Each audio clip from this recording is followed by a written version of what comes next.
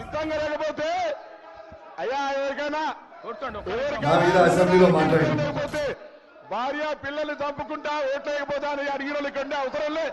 పోవచ్చు వాళ్ళకే ఇక్కడ ఉండాల్సిన అవసరం లేదు. ఓట్లేకపోతే భార్య పిల్లలతోటి శవయాత్ర చూడాల్సి వస్తుంది మాట్లాడితే ఎట్లా అధ్యక్ష? ఇద్దరు నేను గెలవాలని మాట్లాడితే ఎట్లా అధ్యక్ష? ప్రచారం బరాబర్ చేసేందుకు బరాబర్ కోరుకున్నారు. కానీ నీలా కాదుగా, నీ చరిత్రలా కాదు కదా పొన్నాం. నీ సతీమణి నువ్వు 2018 కరీంనగర్ అసెంబ్లీ క్యాండిడేట్ గా పోటీ చేస్తున్నప్పుడు ఎన్నికల సమయంలో నువ్వు ఓడిపోవాలని నీ సతీమణి మీ ఇంట్లో ఆత్మహత్య ప్రయత్నం చేసింది. ఇది నిజమా కాదా? ఇవాళ నువ్వు